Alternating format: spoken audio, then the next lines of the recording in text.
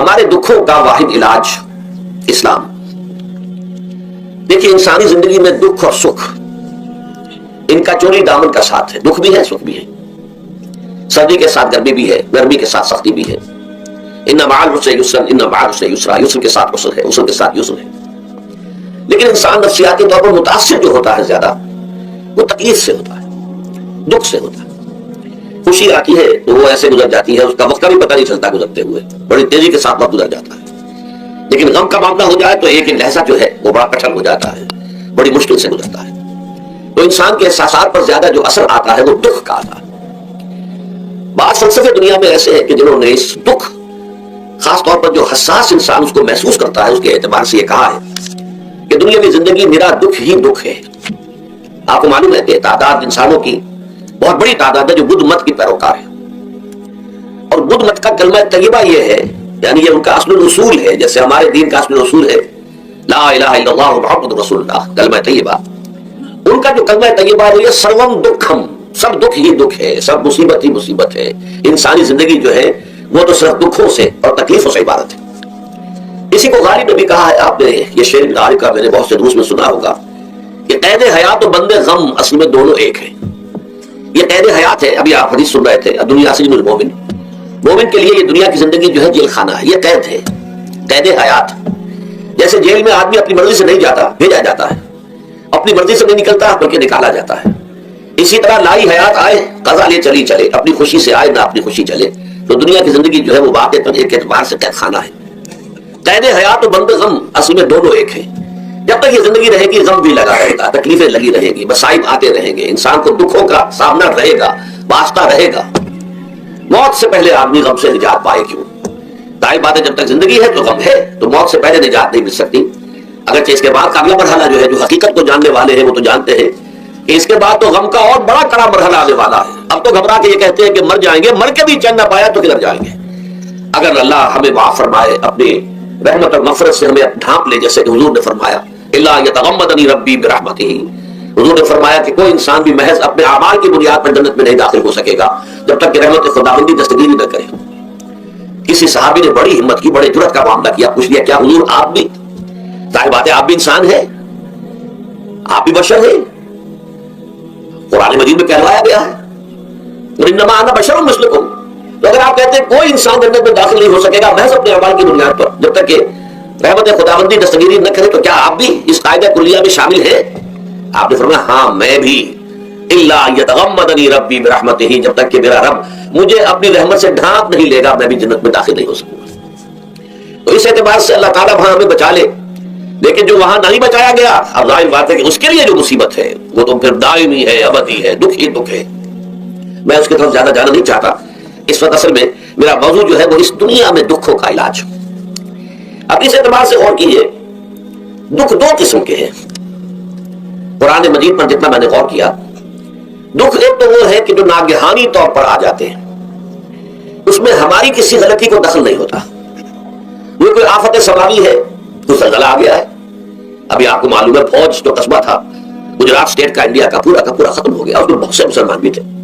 جب کوئی آفت سماوی آتی ہے تو وہ ظاہر بات ہے کہ پھر سب لوگ اس کی لپیٹ میں آ جاتے ہیں. زلزلہ آ گیا, کوئی اور طوفان آ جائے, جیسا کہ کئی مرتبہ آپ نے اخبارات میں پڑھا ہوگا, انسان امریکہ میں بہت طوفان آئے, مشرقی ساحل پر بار بار طوفان آئے, وہاں بھی لوگ مرتے ہیں, وہاں بھی چھتیں اڑ جاتی ہے, وہاں بھی تباہی جو ہے آتی ہے. اس حوالے سے ایک تو ہے وہ ناگہانی آفات, آفت عرضی ہو یا آفت سماوی ہو, زلزلہ ہے یا آفت عرضی ہے, طوفان آ گیا ہے, کوئی سائیکلون آ گیا یا آفت سماوی ہے, یا کوئی آسمان سے بڑا سا پتھر آ جائے. آپ کبھی اخبارات میں پڑھتے ہوں گے کہ ایک بڑی چٹان پاس سے گزر گئی, بہت بڑی خلائی چٹان جو ہے زمین کے قریب سے ہو کر گزر گئی, زمین بچ گئی, ورنہ اگر وہ زمین سے ٹکرا جاتی تو نہ کتنا بڑا یہاں پر تباہی کا معاملہ ہوتا. بڑے بڑے جو ہے شہاب گرتے رہے زمین کے اوپر, بڑی بڑی تباہی آتی رہی بازی میں. تو ایک تو یہ ہے, اور ان میں بھی تقسیم کیجئے, یہ ناگہانی تکلیف, ناگہانی مصیبت, یا کوئی آفت سماوی یا آفت عرضی, اس کی بھی پھر دو قسمیں ہو گئی. ایک وہ کہ جو افراد کو متاثر کرتی ہے, انفرادی سبب. آدمی سڑک پر جا رہا تھا, پیچھے سے آ کر کسی گاڑی نے ٹکر ماری, گر گیا, ٹانگ ٹوٹ گئی. اب ظاہر بات ہے کہ اس میں اس کا کوئی قصور نہیں, یہ اللہ تعالیٰ کی طرف سے بات آ گئی ہے. یا یہ کہ کوئی اگر اجتماعی سطح پر آیا, جیسا کہ زلزلہ ہے, یا جیسا کہ کوئی سائیکلون ہے, کوئی بڑا طوفان ہے, بہت بڑے فلڈز آ گئے ہیں. اس وقت بھی موزمبیق میں بہت بڑا فلڈ آیا ہوا ہے, ساؤتھ افریقہ میں, اور افریقہ میں پچھلے سال بھی بہت بڑا فلڈ آیا تھا, بڑی تباہی آئی تھی. تو یہ آفت سماوی یہ ظاہر بات ہے کہ اجتماعی سطح پر آتی ہے، بڑی بڑی مقدار میں تعداد میں لوگ متاثر ہوتے ہیں، لاکھوں لوگ بے گھر ہو جاتے ہیں، ہزاروں آدمی مارے جاتے ہیں۔ تو پہلی شکل جو ہے دکھ کی، جیسا کہ میں نے عرض کیا، وہ ناگہانی دکھ، کوئی آفت عرضی، کوئی آفت سماوی، خواہ وہ انفرادی ہو خواہ اجتماعی۔ اس کے ضمن میں کیا علاج ہے؟ ظاہر بات ہے کہ اس کا علاج یہ تو نہیں ہو سکتا کہ آپ اس کو ختم کر سکیں۔ انگریزی کا ایک محاورہ ہے، what cannot be cured must be endured۔ جو چیز جو ہے جس کا علاج نہیں ہو سکتا وہ تو برداشت کرنی پڑے گی۔ بعض بیماریاں بھی ایسی ہیں، ڈائبٹیز ہو گئی ہے، شوگر کا مرض ہو گیا، ڈاکٹر آپ کو بتائے گا کہ بھائی اب یہ مرض جائے گا نہیں، اب آپ کو اس مرض کے ساتھ ہی اپنے آپ کو ایڈجسٹ کر کے اپنی غذا وغیرہ اس کے مطابق طے کر لیجیے، ورنہ یہ کہ یہ نہ سمجھیے کہ یہ مرض چلا جائے گا۔ what cannot be cured must be endured۔ لہذا ان آفت سماوی ورزی، چاہے وہ انفرادی سطح پر متاثر کرتی ہو انسانوں کو اور چاہے اجتماعی سطح پر، اس کا تو علاج ایک ہی ہے۔ عربی میں بھی ایک محاورہ یہ ہے کہ کسی نے پوچھا تھا کہ بچھو کے کاٹے کا کیا علاج ہے؟ البکاء الی الصباح، رات کو اگر کاٹا ہے کسی بچھو نے تو روتے رہو صبح تک، یہ علاج ہے، اس کا اور کوئی علاج ہے ہی نہیں۔ تو جو چیز لا علاج ہے اسے برداشت کرنا، گویا کہ یہاں جو اصل شے ہوگی کہ دنیاوی آفات، عرضی و سماوی آفات، ناگہانی آفات، ناگہانی مصیبتیں، ان کے ضمن میں ہمیں ایسی شے کی ضرورت ہے جو ہمارے اندر برداشت پیدا کر دے، اس کو جھیلنا آسان بنا دے، ہم اس کی وجہ سے بجھ کر نہ رہ جائیں، ہماری ہمتیں جواب نہ دے جائیں، ہمارا ارادہ ختم نہ ہو جائے، ہمارا حوصلہ پست نہ ہو جائے، بلکہ برداشت ہو، جھیلنا ہو، تحمل ہو۔ ابھی بھٹو صاحب کہہ رہے تھے اللہ تعالیٰ ذرا سا متحمل ہے، میں نے کہا یہ بہت غلط بات کہہ رہے، اللہ بہت متحمل ہے۔ وہ ذرا سا تو یوں سمجھیے کہ ان کے کہنے کے انداز میں یہ بات آ گئی، ذرا سا رحیم بھی ہے، نہیں وہ بہت رحیم ہے، بہت متحمل ہے، بہت حلیم ہے۔ لیکن یہ کہ ہمیں یہ جو آفات سماویہ اور ورزیاں ہیں جو ہمارے اوپر آ جاتی ہیں اللہ کی طرف سے، ان کے ضمن میں ذہنی ایک ایٹیچیوڈ پیدا ہو جائے، سوچ کا ایک خاص رخ بن جائے، انسان کے احساسات ایک خاص طرز پر ڈھل جائیں، تو پھر ان کو برداشت کرنا آسان ہو جاتا ہے۔ اور وہ کیا ہے؟ وہ ہمارے ایمان کا لازمی تقاضا ہے۔ ایمان ہمیں یہ بتاتا ہے کہ کوئی مصیبت اس زمین میں آتی ہے نہ تمہاری جانوں پر آتی ہے بغیر اذن رب۔ جو کچھ آ رہا ہے اللہ تعالیٰ کے فیصلے سے آیا ہے، یہ کوئی اندھا بہرا مادہ نہیں ہے، یہ کوئی اندھا بھینسا نہیں ہے کہ اس نے آ کے آپ کو ٹکر مار دی ہے، نہیں، یہ تو سمیع و بصیر، علیم و خبیر اللہ اور حکیم اور قدیر اللہ کا فیصلہ ہے۔ لہذا یہ من جانب اللہ ہے، اس کو تم سمجھو یہ اللہ تعالیٰ کی طرف سے ہے۔ اور جب اللہ کی طرف سے ہے تو سورہ آل عمران میں فرمایا بیدہ الخیر، اس کے ہاتھ میں تو خیر ہی خیر ہے۔ یعنی بظاہر تمہیں محسوس ہوتا بھی ہو کہ یہ میرے لیے تکلیف دہ بات آ گئی ہے، تو اس کو یوں سمجھو کہ اس کا نتیجہ جو میرے حق میں نکلے گا وہ خیر ہوگا۔ فوری طور پر تو تکلیف ہے، مجھے اچھی نہیں لگ رہی، ناگوار ہے، لیکن نتیجہ اس کا خیر نکلے گا۔ جیسے بچہ بیمار ہے، ماں اسے دوا پینے پر مجبور کر رہی، کڑوی دوا ہے، وہ تو سمجھتا ہے بڑا سوٹ ہو رہا ہے، یا آپ لے گئے اسے ڈاکٹر کے ٹیکا لگوایا ہے، وہ تو چیخ رہا ہے، رو رہا ہے، لیکن آپ کو معلوم ہے، کاش اسے بھی معلوم ہو جائے کہ میرے خیر کے لیے، میرے بھلے کے لیے، اگر اسے یہ معلوم اور محسوس ہو جائے تو اس کی تکلیف اس کے اندر بہت کمی آ جائے گی، وہ سہار لے گا اس کو، وہ برداشت کرے گا۔ اس حوالے سے اس کا جو ہمارے دین میں اس کا نام ہے، اس ذہنی کیفیت کا، ان احساسات کا، اسے اب کہتے ہیں تسلیم و رضا۔ جو کچھ آ رہا ہے اللہ کی طرف سے آ رہا ہے، لہذا سر تسلیم خم ہے، اے اللہ ہم قبول کرتے ہیں، رضا ہر حال میں تیری رضا پر راضی ہے، جو تیرا فیصلہ ہے ہمیں بصر و چشم قبول ہے، تسلیم و رضا۔ ہم بھی تسلیم کی خوب ڈالیں گے، بے نیازی تیری عادت ہی صحیح، اللہ تو بے نیاز ہے، لیکن اللہ تو ہمارے لیے جو بھی تکلیف کا تو نے فیصلہ کیا ہے، تسلیم کی خوب ڈالیں گے، عادت پیدا کر لیں گے اپنے اندر کہ ہر چساق یہ ماریخ عین الدافست، کہ میرا ساقی میرے پیالے میں جو کوئی ڈال دے اس کا لطف و کرم لے۔ یہ مقام رضا ہے، یہ ایمان کا ایک ایسا تقاضا ہے کہ جس کو ہم کہیں گے ایمان کی حلاوت، ایمان کی مٹھاس۔ اگر آپ کا منہ کڑوا ہو جائے تو آپ چینی کھاتے ہیں تاکہ منہ کا ذائقہ ٹھیک ہو جائے۔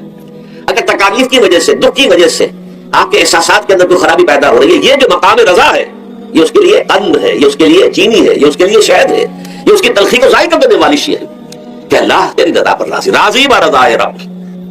اب اس کے ضمن میں سمجھیے، یہ تو اصولی بات میں نے آپ کو بتا دی۔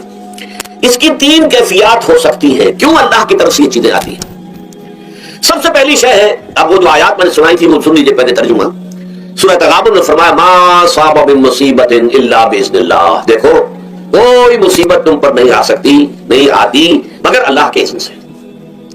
ومن یؤمن باللہ، اور جو شخص اللہ پر ایمان رکھتا ہو یہد قلبہ، اللہ اس کے دل کو ہدایت دے دیتا ہے، اس کے دل کو سکون عطا کر دیتا ہے، وہ راضی برضائے رب ہو جاتا ہے، اس میں شکوہ نہیں رہتا، اس میں شکایت نہیں ہوتی، اس میں تلخی نہیں ہوتی، کیوں ہو گیا، کیسے ہو گیا، کیوں ہو گیا، نہیں ہونا چاہیے، نہیں۔ یہ سارا جو پیچ آدمی کھاتا رہتا ہے نا اندر ہی اندر، وہ جو پیچ کھا رہا ہے یہ سب پیچ نجات نہیں گئی. برو کشید سے پیچا کے ہستبود مرا، اقدہا کے مقام رضا کشود مرا. یہ پیچ کھانا جو ہے پیچا کے ہستبود، اس سے اللہ تعالیٰ نے مجھے نجات دے دی ہے مقام رضا کے ذریعے سے. کتنے بڑے بڑے عقدے میرے حل ہو گئے اس مقام رضا سے. اقدہا کے مقام رضا کشود میرے تو بہت سے عقدے اس سے حل ہو گئے. اس حوالے سے ایک موٹی بات تو یہ ہو گئی، لیکن اب اس کو 3 حصوں میں تقسیم کیجئے. پہلی بات یہ کہ یہ اللہ کی طرف سے آزمائش کے طور پر آتے ہیں. آزمائش، میرا بندہ اس پر صبر کرتا ہے یا نہیں، یا میرے خلاف بکواس کرنے پر آمادہ ہو جاتا ہے. اللہ تو ایسا ہے، اللہ نے تو ہم پر کبھی کرم کیا ہی نہیں ہے، اللہ تو ظالم، معاذ اللہ معاذ اللہ معاذ اللہ. کہ ایسا تو نہیں، میرا بندہ جو ہے تکلیف کو جھیلتا ہے میری وجہ سے، یہ سمجھ کے کہ اللہ کی طرف سے آئی. یہ صبر جو ہے یہ بہت بڑی کامیابی ہے اگر انسان کو حاصل ہو جائے. اور اس صبر کے نتیجے میں 2 اور باتیں پیدا ہوتی ہیں.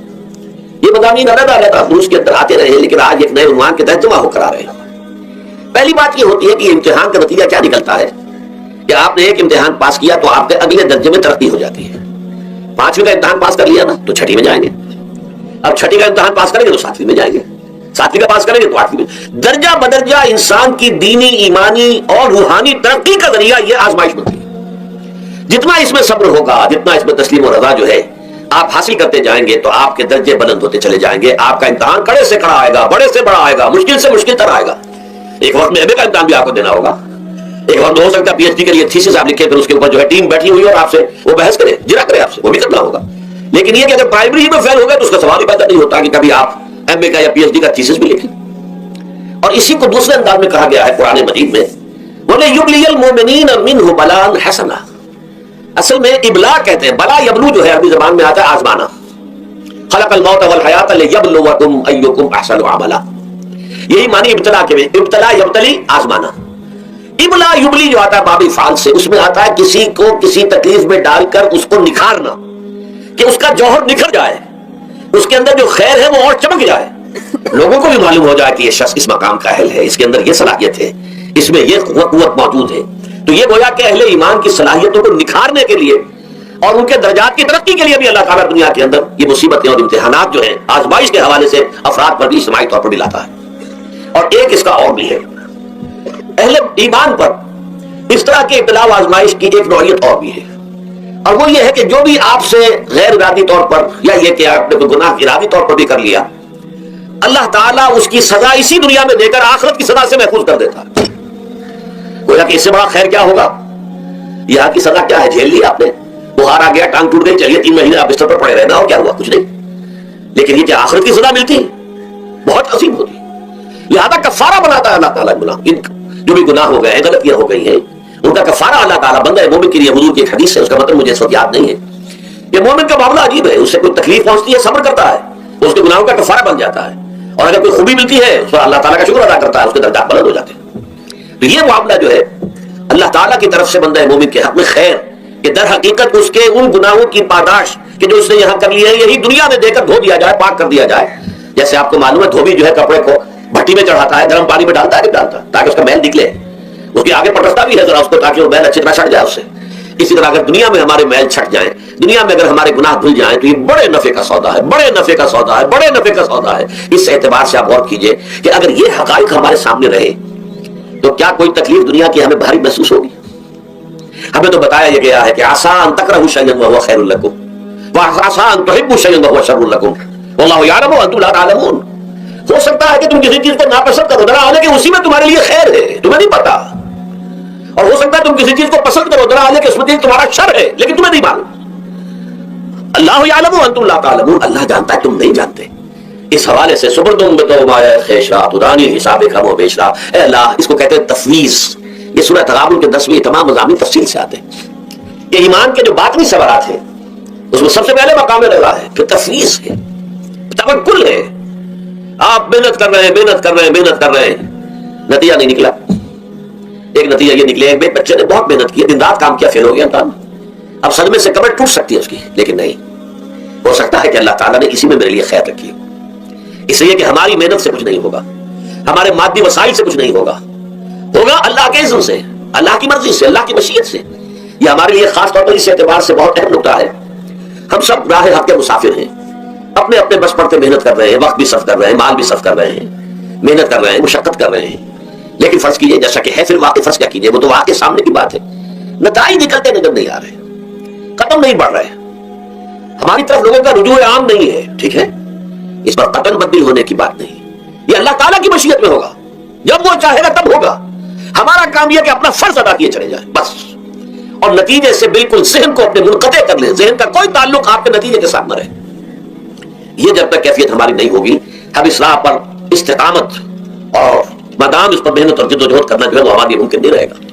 اس کے لیے میں اگر آپ کے سامنے رکھوں معاملہ کہ حضور صلی اللہ علیہ وسلم کے جو پہلے 10 برس ہیں، جب سے آپ کو آغاز ہوا ہے وحی کا، اس کے بعد سے پہلے 10 برس دن رات کی محنت، شدید مشقت، یہاں تک کہ اللہ بھی روک رہا ہے نبی آپ اپنے آپ کو ہلاک کر لیں گے، لعلک باخع نفسک الا یکونوا مؤمنین، کیا آپ اپنے آپ کو صدمے میں ہلاک کر لیں گے؟ یہ مان نہیں لا رہے، اس قدر صدمہ، لیکن اس کے ساتھ یہ ہے کہ یہ نہیں ہے کہ نتیجہ نہیں نکل رہا تو کام چھوڑ کے بیٹھ جائے، نہیں، معاذ اللہ معاذ اللہ، نتیجہ نہ نکلے تو حضرت نوح علیہ السلام کی عمر بھی اگر حضور کی ہوتی 950 برس میں حضور دعوت دیتے تھے، آپ کا کام تھا، آپ کا فرض تھا، حضرت نوح علیہ السلام بھی تو آخر اللہ کے بندے تھے، اللہ کے رسول تھے، 950 برس تک دعوت دی، فلبث فیہم 1000 سنۃ الا 50 عاما، یہ تو ہم مانتے ہی نا، اگر قرآن کے اندر نص قطعی صریح الفاظ نہ ہوتے کہ 950 برس تک رہے، ورنہ یہ بات سمجھ سے باہر آتا رہے، عام طور پر معلوم ہوتا ہے کہ اس دور میں ابھی عمر زیادہ تھے لوگ۔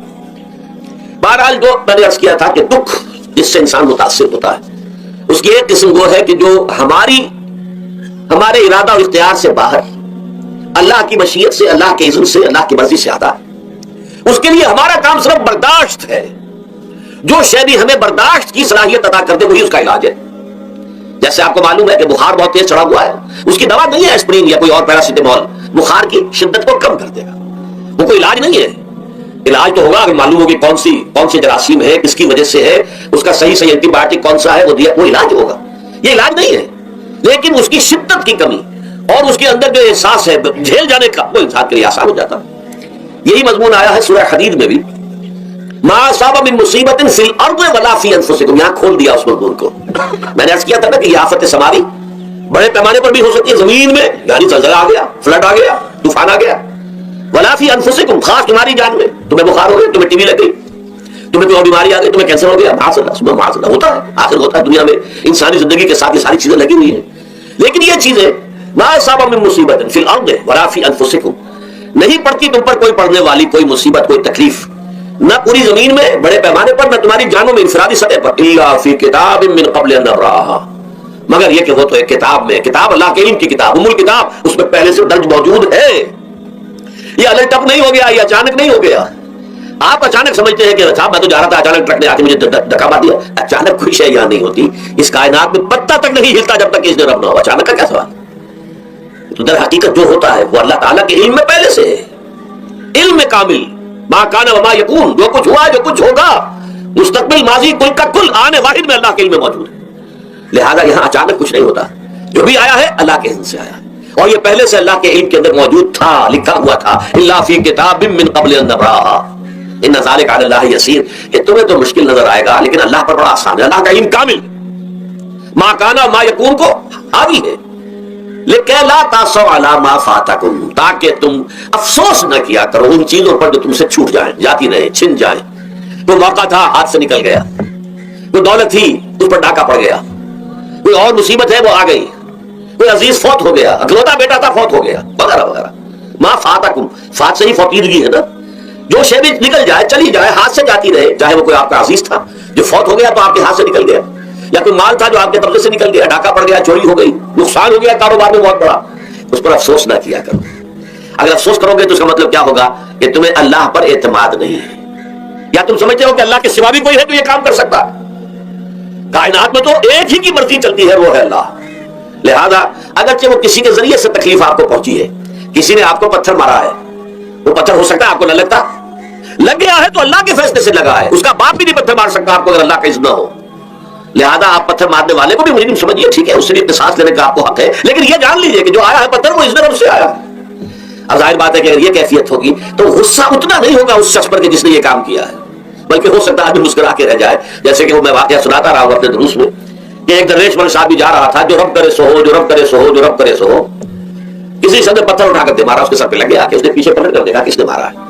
اس نے مجھے کیا دیکھتے ہو، جو رب کرے سو ہوا، یہ تو رب کے بارے سے. اس نے کہا مجھے تو یہ پتھر رب کے مارے ہی لگا ہے، لیکن میں دیکھ یہ رہا تھا بیچ میں کس کا منہ کالا ہو گیا. اپنے لیے کس نے ایک گناہ کما لیا، اپنے لیے کس نے ایک مصیبت جو ہے وہ مول لے لی، وہ بیچ میں تم آ گئے ہو. پتھر اللہ کی طرف سے آیا ہے، لیکن اس کا عذاب، اس کا وبال تم پر آ جائے گا. بہرحال یہ تو میں نے عرض کیا آپ کے سامنے، وہ چیزیں کہ جو آ جاتی ہے، وہ تکالیف و مصائب جو اللہ کی طرف سے من جانب اللہ ہے، اس میں آپ کسی کو مورد الزام نہیں ٹھہرا سکتے، وہ آپ پر آ گیا. دوسری تکلیفیں وہ ہے جن کے لیے فارسی میں کہتے ہیں خود کردہ، اپنے ہاتھوں جو مصیبتیں آتی ہیں.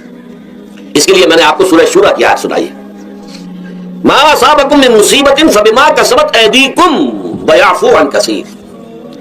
جو مصیبت بھی تم پر آتی ہے انسانوں، وہ تمہارے اپنے ہاتھوں کے کرتوتوں کی وجہ سے آتی ہے. اور ابھی تو اللہ بہت سی چیزوں کو تو معاف بھی کرتا رہتا ہے، ہر تمہاری غلطی پر پکڑتا نہیں ہے، ہر خطا کے اوپر تمہیں سزا نہیں دیتا ہے، کوئی سزائیں معاف بھی کرتا رہتا ہے، عفو و تغفیر سے بھی کام لیتا ہے، بہت متحمل اور حلیم بھی ہے، بہت رحیم اور غفور بھی ہے اور کریم بھی ہے. لیکن یہ کہ یہ جان لو کہ ایک مصیبت وہ ہے جو تمہاری اپنی پیدا کرتے ہیں، بما کسبت ایدیکم، تمہارے اپنے ہاتھوں کی کمائی. یہ کون سی خود کردہ؟ یہ در حقیقت ہے اجتماعی نظام جو انسان بناتا ہے. اس اجتماعی نظام کو غلط کر کے اگر اس نے اپنے لیے مصیبتیں کھڑی کر لی ہے، مصیبت ہے لیکن یہ مصیبت تمہارے اپنے ہاتھوں کی لائی ہوئی ہے. تم نے نظام غلط بنایا ہوا ہے، تم نے دولت کی تقسیم غلط کی ہوئی ہے. اللہ نے تو رزق پیدا کر دیا اور سب کے لیے کافی ہے. یہ تم نے کیا ہے کہ ایک طرف کچھ لوگوں کے کھتے بھرے ہوئے ہیں اور ایک طرف کوئی فاقے سے مر رہا ہے. یہ خود کردہ ہے، یہ ہمارا کبھی ہے. یہ تم نے نظام غلط بنایا ہے. یہ جو نظام کے اندر خرابی ہے یہ تمہاری اپنے کرتوت ہے. تم نے خود نظام کے اندر غلطی رکھی ہوئی ہے، ناانصافی گھولی ہوئی ہے، اس کا زہر گھولا ہوا ہے. یہ تمہارے اپنے کرتوتوں کی وجہ سے، اور اس کا علاج تمہیں کرنا پڑے گا خود. اور وہ علاج کیا ہوگا؟ نظام کو صحیح قائم کرو. اللہ کا دیا ہوا نظام عدل و قسط.